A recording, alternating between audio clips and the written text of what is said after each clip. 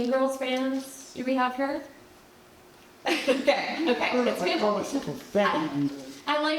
like to kind of know what I'm working with, right? So, level of fandom, like, do you see all the clues in my outfit tonight, fandom, or does anyone get my outfit? Yeah.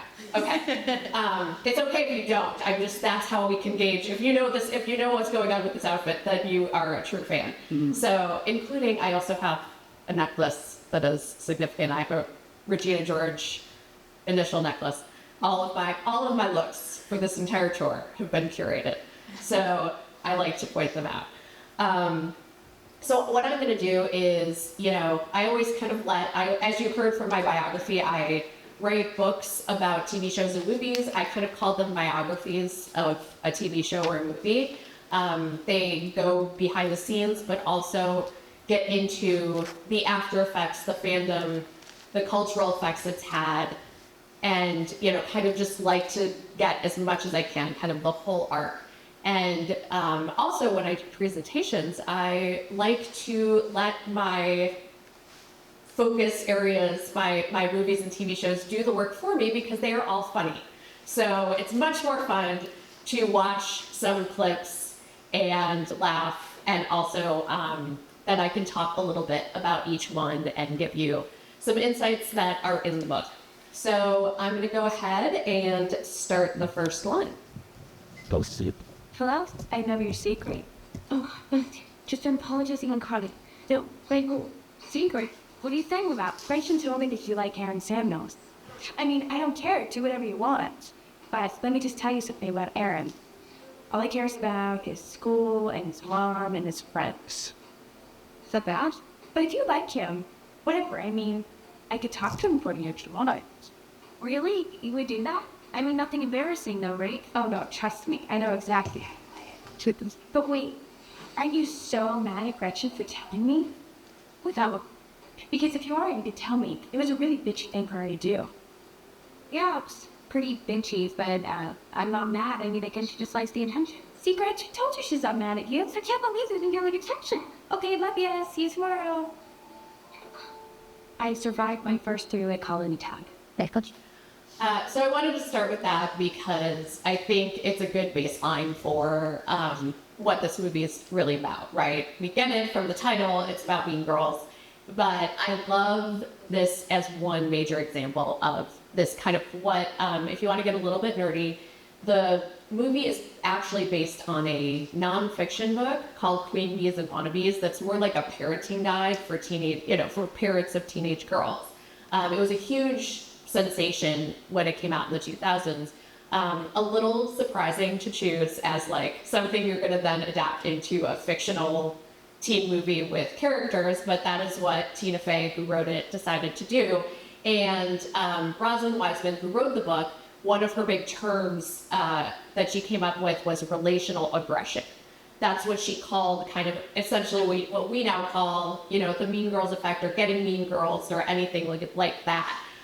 This being a quintessential example that she kind of, her big contribution in this book was to kind of point out the way that girls didn't necessarily fight physically the way boys tended to more, but instead would do these very subtle little maneuvers using relationships and emotions to sort of get at each other. And another thing that Tina Fey observed about this was she said she thought it was a funny fertile ground for something like this because it struck her how girls in particular would spend a lot of time with people they claimed to hate, right? They would spend all their time with a so-called friend, and then the minute they were not around that friend, be like, oh, I can't believe she did this thing, blah, blah, blah. And it all has to do with status and, in groups and out groups and all of that stuff. And this is just such a classic thing that would have happened in the 2000s, can't happen anymore. We were just talking beforehand about a time before cell phones. People don't use, landlines anymore, so you wouldn't have a three-way calling attack. But I was surprised to learn too that this is like a real thing that just genuinely happened to a lot of people. I have a friend who said this happened to her a couple times, that is mortifying to me. Hers was even worse than this one. But kind of using that technology of the three-way call to, call out somebody or show something that you wanted to show. I have heard tales now because, of course, when I go around talking about this, people love to tell me stories about their horrible high school experiences. And I have heard stories since that now, just because you can't do three-way calling, there's a number of other things you can do. There might be something you can do on FaceTime, I'm not sure. Definitely something I've heard over and over again is the idea of people will screenshot text exchanges between two people and then show it to the third party who they were talking about. So there's still plenty of ways to do this. You needn't worry. It's just different now. I think it's very interesting too how this movie is right before cell phones, and when I did the book actually opens with, I watched the movie with some local 6th and 8th graders because I kind of wanted to see, are they really into, because I was being told people were still getting into it, but I didn't want to necessarily just believe the parents. So we watched it, they loved it. All of them except one had seen it before at least once. Most of them knew the lines. One girl had not seen it before, but knew all the lines from TikTok. So she kept saying all the lines and then she was really shocked at a certain point. And I was like, why? How are you surprised by this? And she's like, oh, I just know all this from TikTok. So it is still catching on, but this was one part that for them was kind of they were like, oh, I mean, we can see how, we understand it, and we can see how, there's other ways you could do this now, but this, of course, is one of the ways that kind of dates the movie. We will be having the 20th anniversary in 2 weeks, by the way. This fell is 2004 years. So, with that, I'm going to show you another clip. See, people are excited, they don't know it's death. But they do know. But. Oh. Jingle bell, jingle bell, jingle bell, jingle bells, ring, jingle bell, going and blowing the crystals that fall. Now there's no house with the darkness. Jingle bells, jingle bells, jingle bells, jingle bells, jingle bells, and it's seven and dressing, jingle bells for the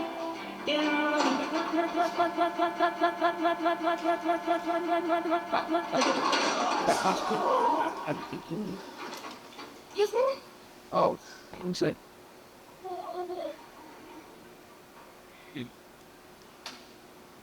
What a bright time, it's the right time to rock the night away. Jingle bell time, it's the swell time. Go riding in a one-horse sleigh.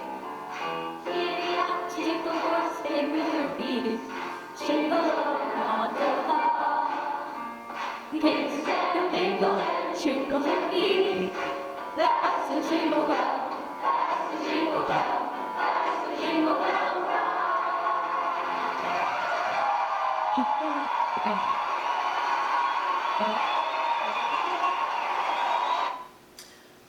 So I wanted to show that for a number of reasons. But one is I do think, there's a lot in this movie because it has become so popular, and especially online, that are kind of iconic scenes from this. But I feel like this might be the biggest one, just in terms of if you see 4 girls in these outfits, you know exactly what it is, right? So I love the scene for another reason too, which is I think it secretly shows the strength of Tina Fey's writing.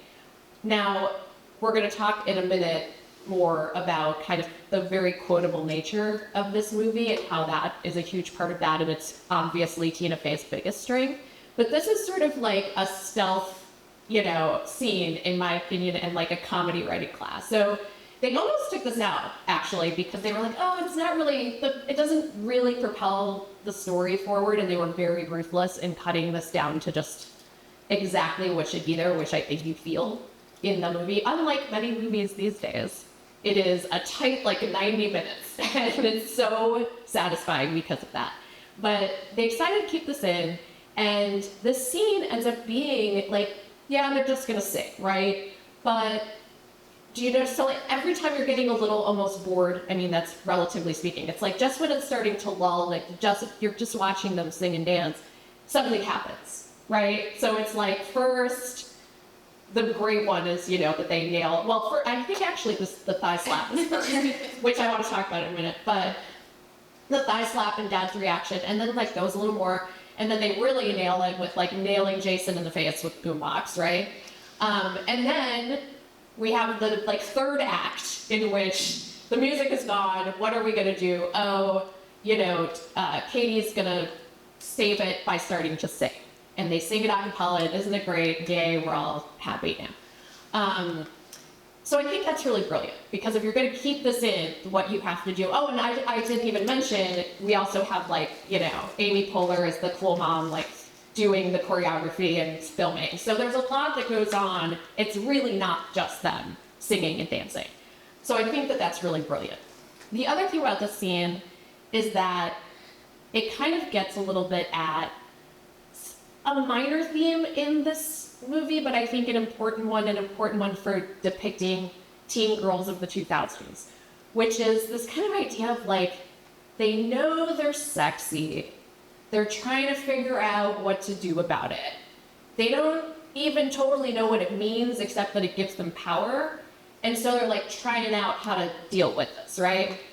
There's very little actual sex in this movie, but I think this idea that that it comes up again when they do the sexy Halloween costumes, for instance.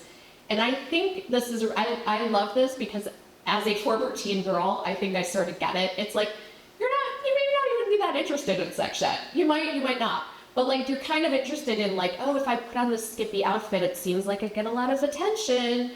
When they put this together, the adults involved with the movie, and I really appreciate this, put a lot of like thought and care into how to do that. And so one of the things is the costume designer, Mary Jane Ford, told me about how, she was like treading very lightly with the costume. Like she knew they had to be sexy because that's the joke. But, when she put together the skirts, which she kind of made all of this, when she did the skirts, she wanted them to be plastic looking because the girls are called the plastics in the movie. But then she's like, they can't be too tight or else it's going to be not okay. So all of that was very fine lace, like just a little midriff, not too much, all of that. And then the dance. Apparently there was a much sexier version of the dance when they first put the choreography together. And when the director, Mark Waters, who was actually I love him, he was very good at working with these kids and very careful about everything. They also needed a PG-13 rating in order, like the studio Paramount said, you must get a PG-13 rating because otherwise your audience isn't going to be able to come see you. So those two things, I think there was also actual care involved as well, though. And so when he saw the first version of the dance, he was like, absolutely not. You need to go back and change it. And another thing had been going on too, which is that Lindsay Lohan, who plays Katie, she's the star of the movie. She was a rising star. She had not had much time to learn the dance because she's in like most of the scenes. And so she was kind of freaking out too because she didn't even know the dance. So they were like, okay, we're going to simplify it and de-sexify it a little bit. And so they end up with just that one thigh slap, which I think is so brilliant, right? It's like they kind of don't even realize that that's inappropriate, the girls. And the rest of the choreography ends up, I love how basic it is because I was a girl who would have done choreography in high school, and I can tell you, like, that's what it looks like. You're not some great professional dancer. You work really hard, and this is kind of the level you end up at, which is just kind of like, But I love that they also have that one moment with the dad reaction and the whole thing. All of it put together, I think, makes it into this perfect scene that ends up being, hugely associated with the movie. And with that, we're going to stay in the talent show for one more moment. Yo, oh, you sucker MC, they got nothing on me. From my grace to my life, you can't touch the chemistry. I'm a Maxie, the nerds, the first, I'm a yeah, walking around like Jacob on the third. She shouldn't get not stirred up heaven a four. Then she can start with a sneaky in the doors. Then they flex women on the bathroom floor. I play like Shaq, so no it was me. Cause the next time you see her, she be like, oh, Kevin G. Thank you, Kevin. That's enough. Happy holidays, everybody.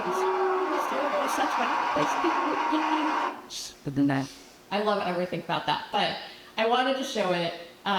This is Kevin G's big moment in the movie. I think this is what he's most known for. It in fact appears on the official soundtrack for the film. He is played by Rajiv Surendra, who is a lovely man, and his story actually takes up more real estate in my book than you might think, because it is so interesting and I just loved it. So I'm going to tell you a little bit of it that has to do with this rap in particular.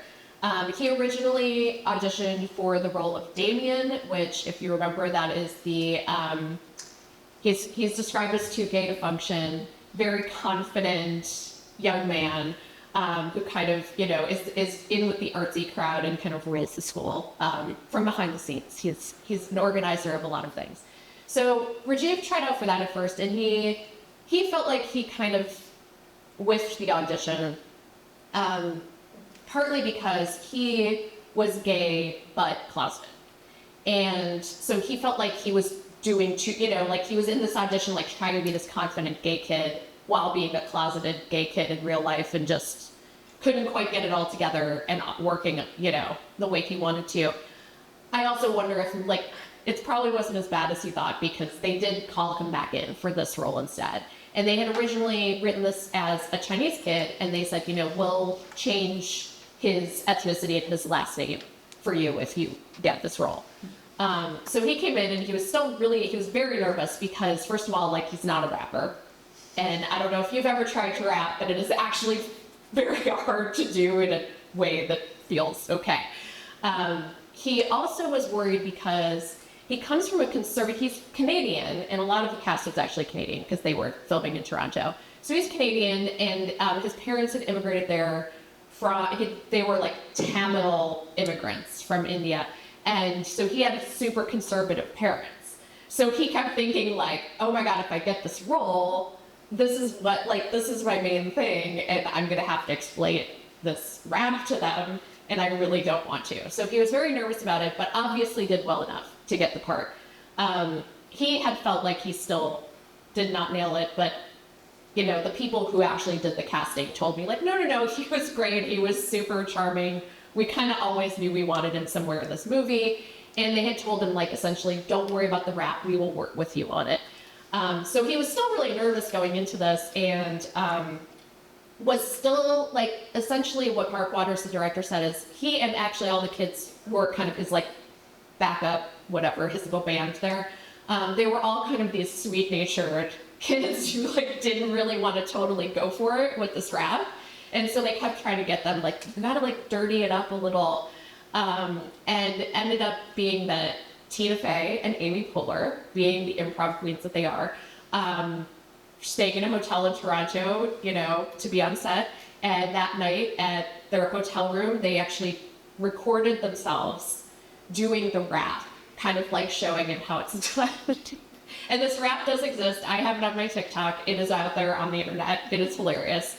Amy Poehler in a black hoodie was she was Kevin G, and Tina Fey was just sort of backing her up, and so was Lindsay Lohan actually kind of dancing behind her. So that, and they showed him you have to do this thing, just to kind of make it this guy who's super confident.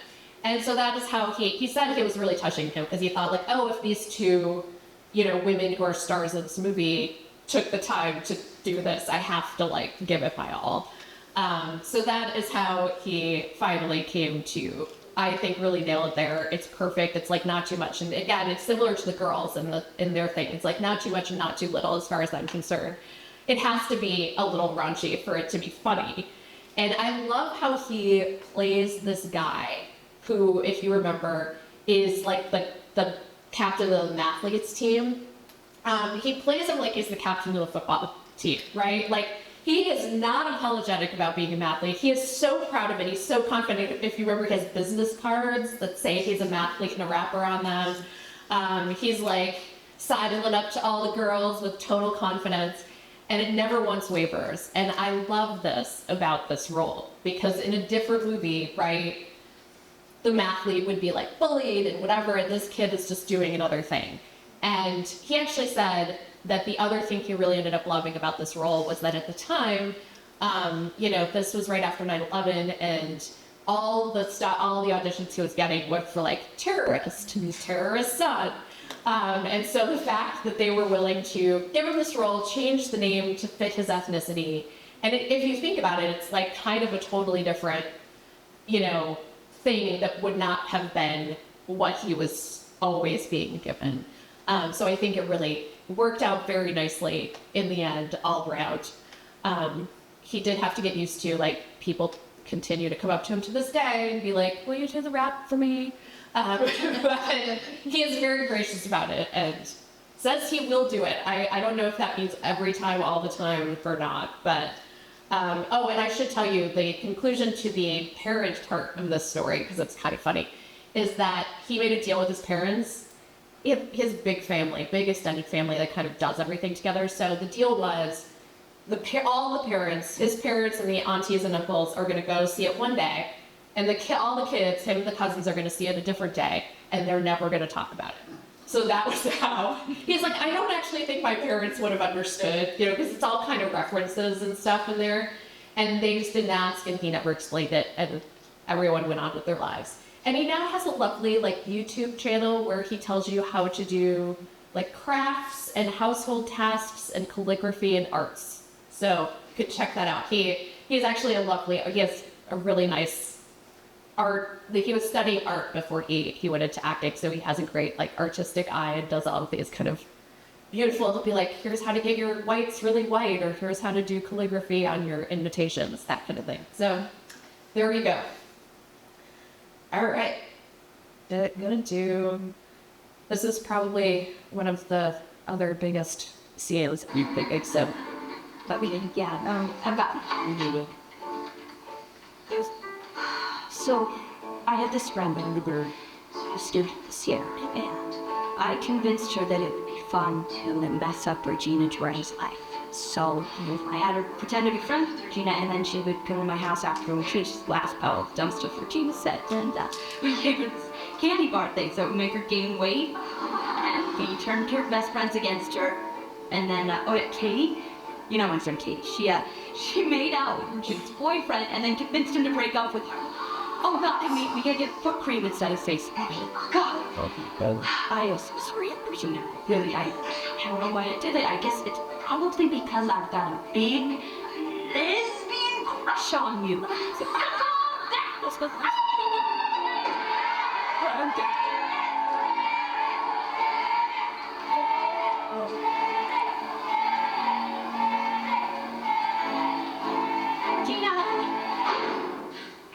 Regina, wait, I didn't mean for that to happen. Let's find out that everyone hates me. I don't care. Regina, please. Regina, stop. No. Do you know what everyone says about you? They say that you're a homeschooled jungle freak who's a less hot version of me. Yeah. So don't try to act so innocent. You can take that fake apology and shove it right out your And that's how Regina George died. No, totally kidding. But she did get hurt.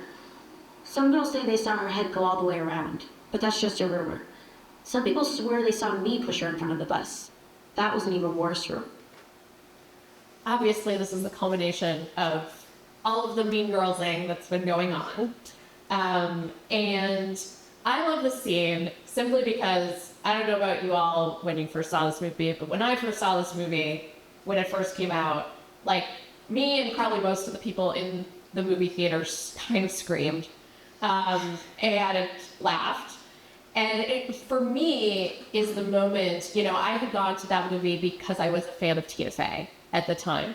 And I thought, it's so interesting that she is, chosen as her first movie to do this teen movie. I love teen movies, and I love her, but I never imagined them together before this. This was when she was on Saturday Night Live and the head writer of Saturday Night Live, and she was kind of known for being on the Weekend Update set.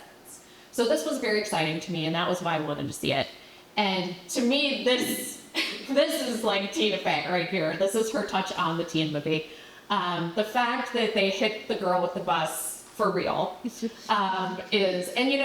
a great fake out because if you remember, there's a lot of scenes during the movie where it's sort of a hyper real situation, right? Like it kind of goes into imagination mode, essentially, like the segments where all the kids like turn into animals at the watering hole, and like to kind of make that point that people are like, kind of just have these hierarchies like animals. And so when they finally hit her with the bus, there's a moment when you kind of go like, oh, that's fake, right? Like that can't be something that just happened in the movie. And in fact, it does. And like the next thing you see is Regina in the neck brace, right? And it goes, they stick straight with that neck brace through her being at the spring flight dance in the beautiful dress with the decorated, thing. And to me, it was like just enough darkness that made it something. It's like there were real consequences to what happened. Obviously, Katie did not mean for her to get hit by a bus, but she does. And part of humor is surprise, and this was a huge surprise. And of course, they don't show, like, it's not the kind of movie where they're going to show, like, the gory details of what just happened. But I just thought this was so brilliant, and it was the moment when I went like, oh, this is a different kind of teen movie. And it's kind of, I think it ends up placing this movie kind of right in between Clueless, which was great and clever and witty and wonderful, and it's that kind of teen movie, not unlike this, that a bunch of adults start saying like, it's actually really good, right? Like it's that kind of movie. And so has Clueless, but Clueless is actually super, super fuzzy and warm. There is no bad person in Clueless at all. The Alicia Silverstone character is the sweetest thing, right? She might be a little like spoiled and snotty at times, but she's the sweetest thing. And like, you really don't have a villain at all. Everyone's nice. They get in very minor fights, and that's kind of it. And then, something that was a huge inspiration for Tina Fey with this was Heathers. And I don't know if y'all remember that, but you might remember at least the idea of it. I rewatched it for this, and I was a little like, oh, I did not remember how dark that was. Very, very dark teen movie, which ends in mass destruction at the high school. So, because of these kinds of relational dynamics that are similar to in this movie. So it kind of splits the difference by doing this, right? She's okay. When we see her, it's also, important to note, like, she looks perfect. It's not like she has bruises and stuff when we see her. It's just like, she just has this kind of like funny neck brace, and that's it. So it's gentle on that front. It's just kind of saying like, look, there is a dark side to this. There are consequences. This sort of sets up the final run of, epiphanies for Katie, where she realizes the error of her ways, that she's gone too far, and she, retreats back to mathletegdom and her sort of real self, and things resolve. So I think that this is quite a brilliant whole sequence. I will say, as a side note, just because it's kind of interesting, Rosalind Wiseman, who wrote the Queen Bees and Wannabes book, did get like input on this movie. I do this only to say like, it's the kind of thing where they're like, you may comment, and we might pretend to do some of the things you say or not. She didn't really have control, but they let her see the scripts, and she did not love this. She was like, I'm too teachery sometimes, and it made me, I was like, why do we need to have this level of violence? And she was like, but I also get that it's funny. So, it was just her kind of feeling coming out as a person who works with a lot of teenagers and younger girls.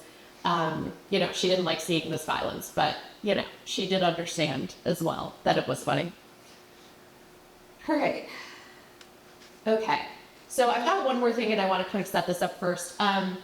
We've got, this is just a run of a couple quotes where I mentioned, and I can talk a little bit more in a minute about just the quotability of this movie in general and how important it has been to its ongoing popularity. But this particular, I just put together a couple of quotes here because I wanted to talk about what I had mentioned before about the PG-13 rating.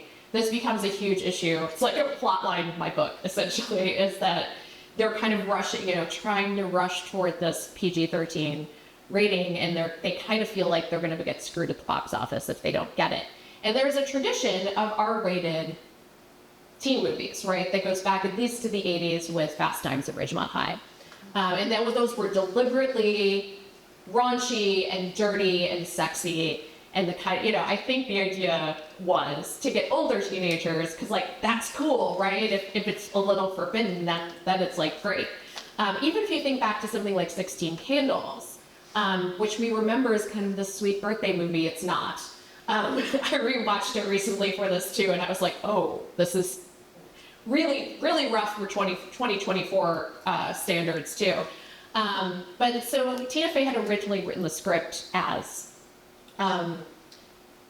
R, like she was going for that vibe, and the first thing they did when they got the script was say, we love this, but you have to cut out like 50%, mostly the swear word. There were a lot more swear words in the original, and a little more sex. So they did that, but then you still don't know until you go to the ratings board with your final cut what they're going to say.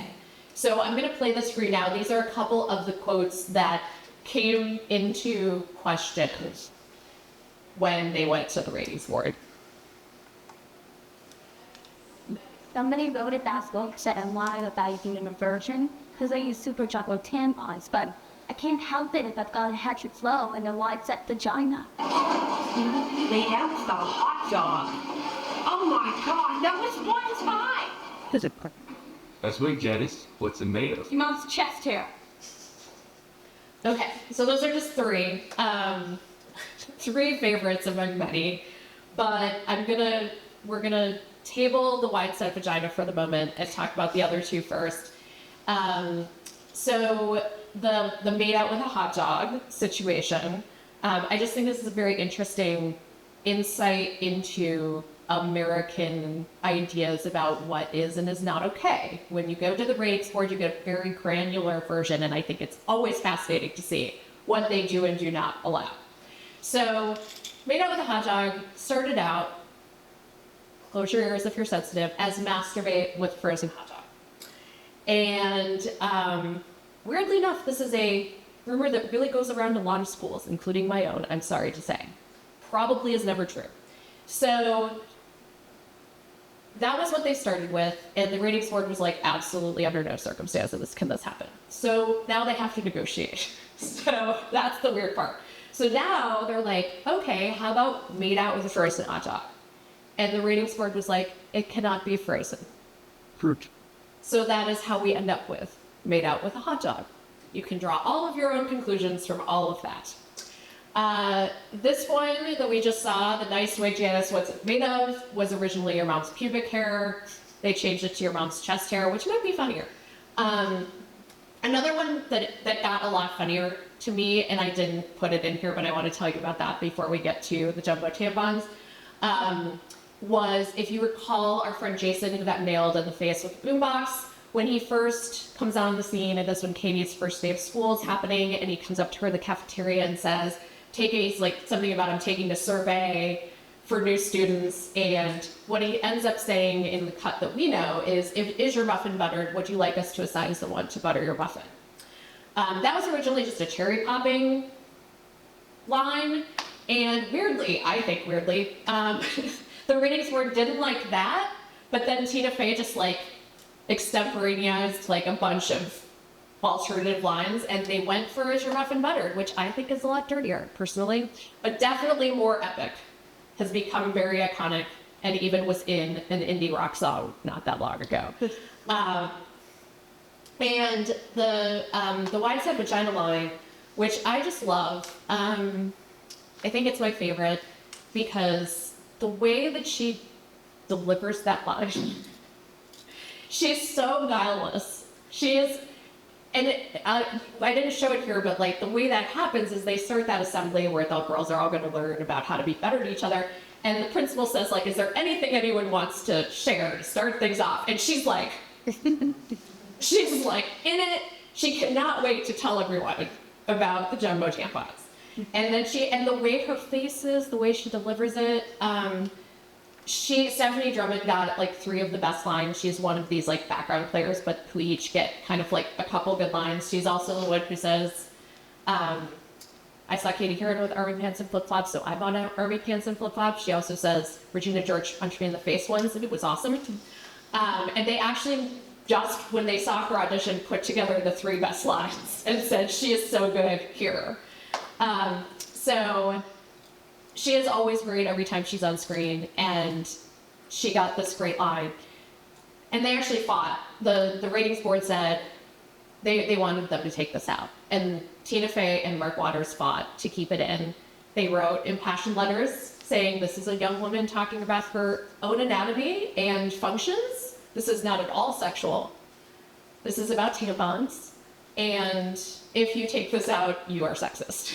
So that is how they were able to keep that one line, but change, so many other things too. They changed so much, and they had to do it all in post-production, which is like, you've locked the film, your actors have gone home. You can get them back to re-record lines in the studio, and so you can often tell. It's so funny because a couple of the ones they told me about, including the buttered muffin, I almost didn't believe them when they told me. They're like, no, we had to, and I was like, that can't be true. I would have sworn I saw that kid saying that line. But if you watch it closely, you'll see that the camera pans away from him and on her face while he says that, which means he just came back into the studio and said that line, and they were able to put it in. So it was kind of like a great feat of last-minute editing as well. And there's a whole bunch of these things that they ended up having to change. But they did get their PG-13 rating. And so it's a happy ending, and in fact, they ended up being this surprise #1 at the box office that week. It was not expected to do that well because I think, movies about young women are routinely underestimated.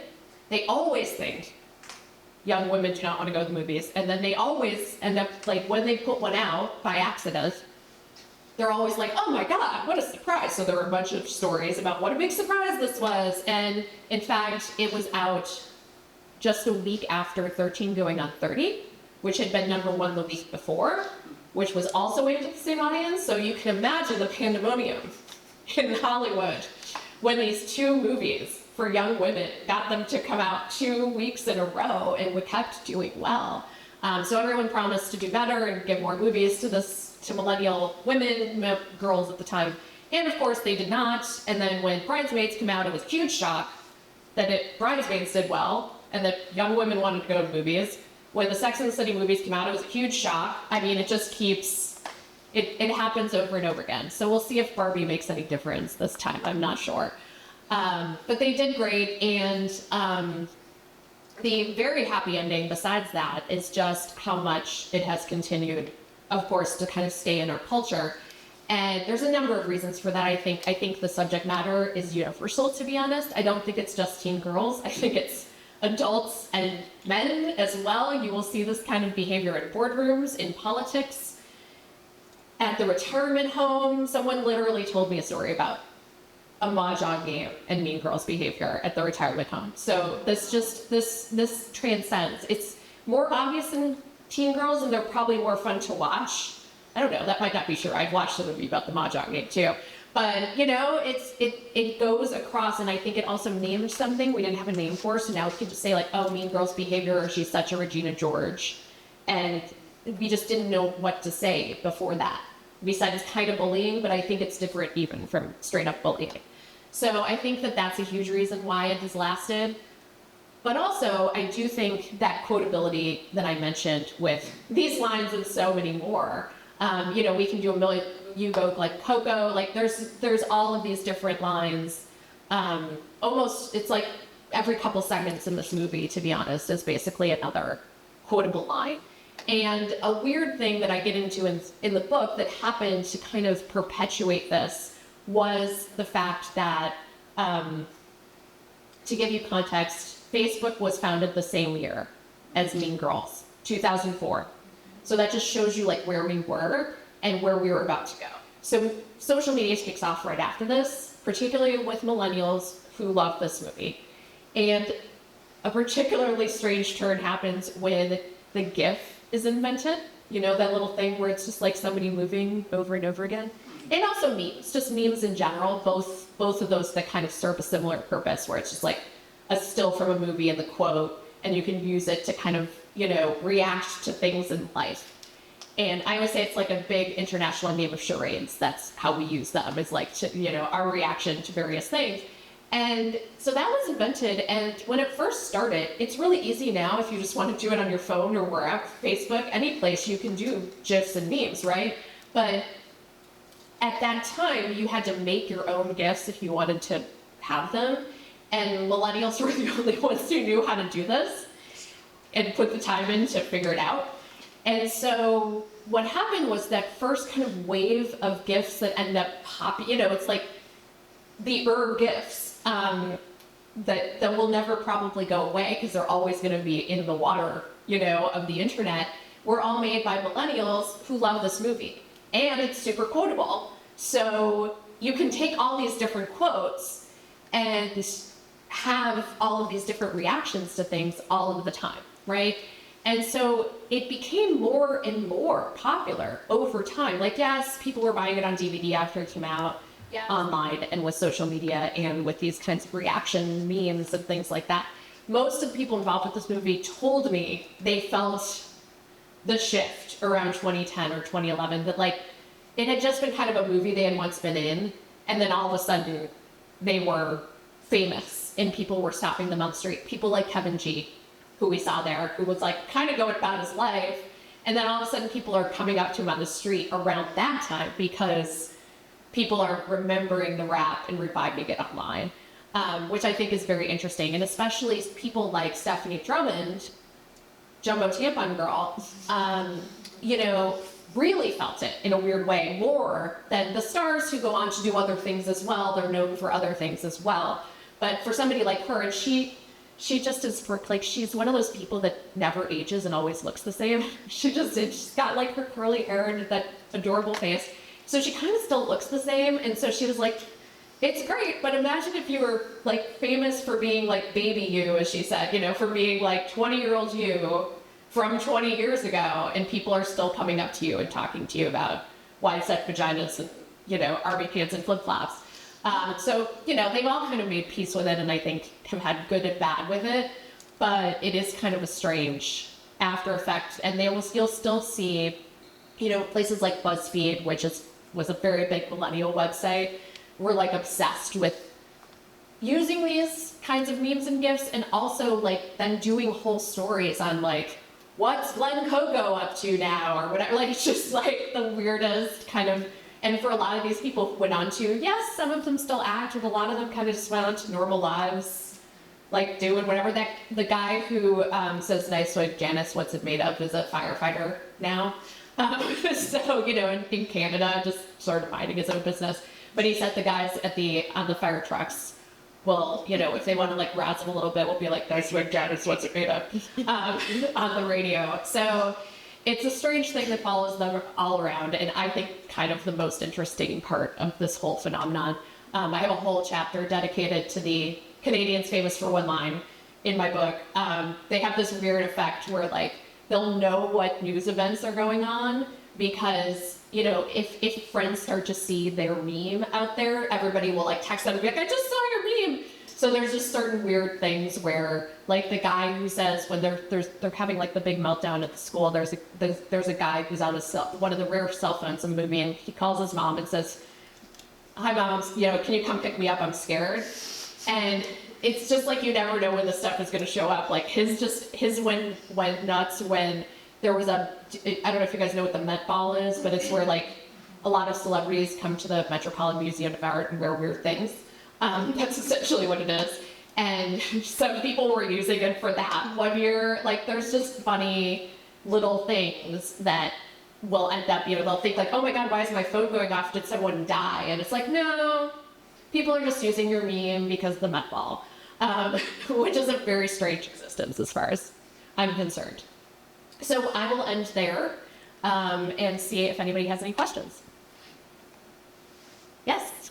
So I watch a lot of older movies on YouTube, and I know there's a lot of this more dark kind of comedy.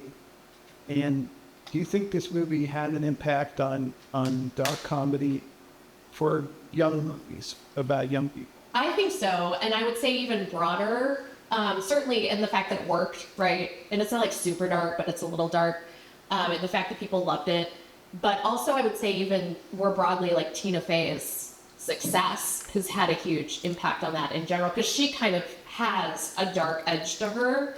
30 Rock is, there's just moments of darkness, but that is where she's going even harder into these like one-liners of joke, but also the darkness. And I don't know if anyone saw Unbreakable Kimmy Schmidt on Netflix. So there was this Tina Fey produced comedy, believe it or not, on Netflix called The Unbreakable Kimmy Schmidt, which is about a young woman who has recently escaped from a cult, one of those things you like hear about in the news, and has come to New York City. They actually, the joke of the pilot is that her and her like sister wives from the cult have come to New York City to do the Today Show to like talk about their harrowing experience. And when she sees New York, she's like, I love it here, I'm gonna stay. So she's this like strangely optimistic person, but like if you look at that premise, like it's crazy that that's a sitcom, and that to me is like where this kind of leads into. And I think we've seen a ton of that, like you noted, since then. I mean, it's almost like more unusual to find a sunny, we're moving again back into the sunny era of sitcoms with things like Ted Lasso, but for a long time, we were really, everybody was like, every sitcom was about people grieving. And, Dead to Me, which I love a lot of them. Dead to Me, which is about two grieving women committing murder over and over again. Like, there's some very, and I kind of love the opening up of that. And it's exciting, I guess, for someone who studies comedy to, see these variations on things and the ways you can do this. Though, I have to say that post-pandemic, I personally have welcomed the return of the sunny sitcom a little bit too. Like I said, like Ted Lasso. My next book is about Parks and Recreation, which is very much not dark. But I was noticing Amy Poehler there, even in the background of that bus scene, is like in it, where she's kind of like, she's at her cell phone, she's totally distracted, doesn't care that his daughter just got hit by a bus. Brilliant. But I feel like I got to a point during the pandemic in particular where I was like, I indeed. And some things would be called sitcoms and you're like, is this, or comedy at least? And you're like, this is so dark that I think it's not comedy anymore. It's like half hour, but not sure this is comedy per se. Like there was a show, which I love, called I May Destroy You on HBO. I think that was during the pandemic, which is about like a woman dealing with the after effects of her sexual assault. It's like really, really rough stuff. And technically, I guess, a comedy, like moments of levity, I guess. But yeah, we've definitely like, I also think, I would say that there's two strands. One of it is this, and the other strand is probably just the effect of like prestige TV or whatever you want to call it, like The Sopranos and etc. That went so dark that it was like, oh, comedy can also just like go over to this side more too. And like we all got into complex anti-heroes and all of that stuff. Again, I loved it and also got tired of it, where I was like, please give me nice people again. Any other questions? I have another Yeah. question. So do you write for TV shows? I do not. I only write about television. I'm a television and comedy historian. Okay.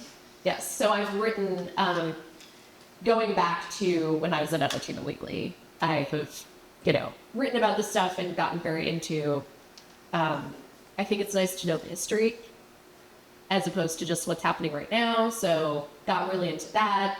And comedy in particular, and women in comedy especially. So like, for instance, when I was at Entertainment Weekly, that was during the, what I call rise of Tina Fey. So after this, but, when she's then does 30 Rock, she does the Sarah Palin impression on Saturday Night Live. Like, there's kind of a moment for her. And her book, Bossy Pants, came out. So when I was at EW, I was lucky enough to kind of be on the Tina Fey beat, essentially. And we had a good relationship with her. So it was like, I was calling her all the time. You'd just be like, oh, you've revealed the cover of your new book, tell me about it, kind of stuff. And I was on the set of 30 Rock a few times.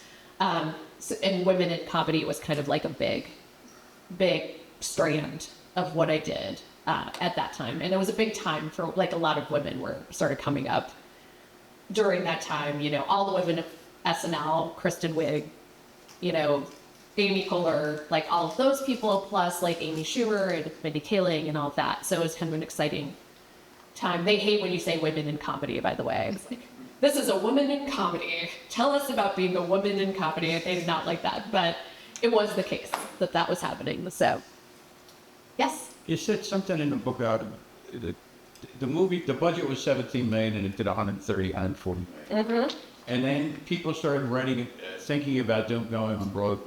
Mm-hmm. She and her husband said, we have to put this together or we'll lose our rights. I didn't quite understand it. We don't put it together, we're going to lose our rights for...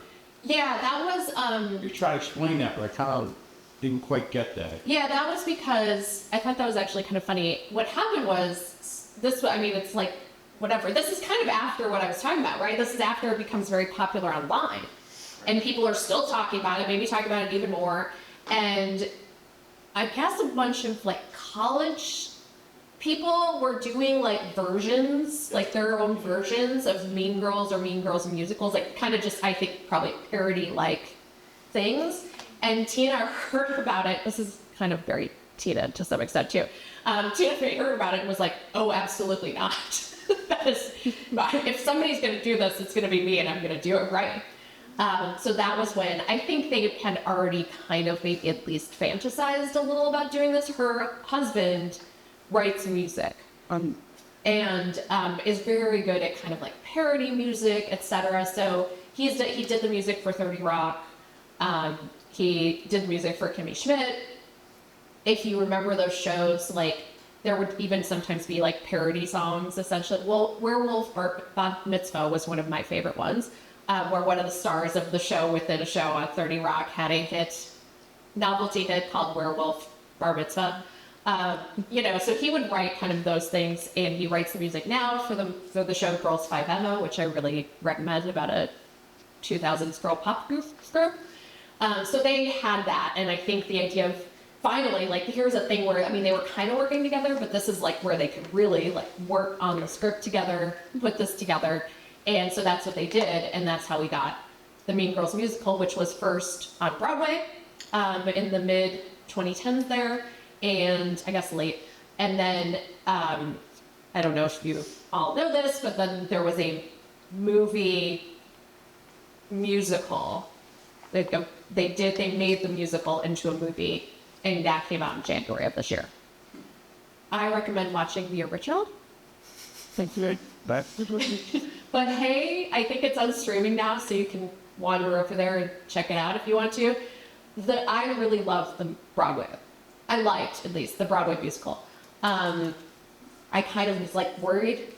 You're always worried going into that stuff, right? When they're remaking in any way something you love. And of course, and it was great because it was Tina and her husband, and they did a great job. I think the movie musical version ended up being a little confused because it was kind of trying to do both. And they ended up cutting lines, like classic lines from this movie, to make room for the music. And then they ended up truncating the music to make room for more lines. So you kind of end up dissatisfied on all fronts, in my opinion. That was my feeling. And also just like, leave things alone. But we know we can't, no one can do that right now. We love to remake and reboot and do all that stuff. So that is what we do. Till the money runs dry, that's what we have to do because, you know, everyone wants to survive in Hollywood. So, you know, valiant effort, but I do enjoy, I don't know if the Broadway musical stopped touring, but I saw it a couple times and it's really fun. I just want to ask you, what do you think of the scene where everything melts down and the kids are all in the halls fighting with each other? I remember that in my life, two women getting in a fight. They were both about 13 and just, you know, absolutely crazy the way they were tearing their hair out of each other. I think that was really fun to film. And that has also one of my favorite lines. We were talking about Chicago earlier, and that is when the principal, like, hits the fire alarm and says, I did not leave the South Side for this. Which they took out of the new one, and I was so bummed. I love that line. Maybe it's just because I'm from Chicago, but I know it was really fun. Well, I think it was fun to film for a while, and actually, I know that a lot of them actually told me eventually it became quite grueling, because if you do multiple takes of that, like every time the sprinklers go off, and then they have to like run around and drive, or they had to have like 3 versions of clothing for everybody. Do it again, okay. And Mark Waters likes to do a lot of takes, but I'm sure he could not do as many takes with this one, just because it's like so many people, and they're getting wet, and they're fighting, but also kind of fun. And I think it's great. That's another way, though, that this movie, you know, maybe a different movie wouldn't have gone quite that far, with the girls like literally tearing each other's hair out. But they had to kind of go for that to set up that whole final sequence. So.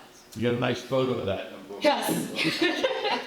I was going to pick that, so I think I saved in the caption that quote because I love it so much. Yeah. What was the name of the original book that teaching teenage girls that this was based on? It's called Queen Bees and Wannabes. Oh. So that's where that idea of the queen bee comes from. She does this thing where, I guess I didn't explain it that much, but Rosalind Wiseman at that time was her whole thing, and actually she still does this. She would go around to high schools and talk to kids about like how to be better, essentially, you know, how to not bully each other or whatever. And she was specifically brought in because schools were noticing how girls were kind of like having these problems, and they didn't really know how to, you know, school didn't really know how to deal with it. So they would hire Rosalind to come in and do these workshops that were not unlike what you end up seeing Tina Fey's character do there toward the end, to kind of like, after the jumbo tampon, etc., you know, they have this assembly where they talk out their feelings. Rosalind was very clear with me that she does not do trust falls like they do in the movie. She's like, I understand it's funnier and more visual, but I do not do that. But yeah, that's where it came from, is she had done this at, you know, hundreds of schools, and figured out that like as she went, she would gather these stories from young women, and she kind of figured out that she could make sense of this by talking to lots and lots of young women. And from there writes this book where she does a lot of things. The biggest thing is she sort of delineates the different types within each little group. So there's the queen bee, but there's also these other types. One of the examples is she has one called the banker, which is the friend who like stores up all of the gossip and deploys it when she needs to. So that's actually Gretchen Wieners in the movie. We saw her briefly on the 3-way calling attack there, but that's kind of her deal. So there's a number of these types, and the idea is to kind of just help parents maybe understand what's going on with their kids a little better and be able to ask better questions.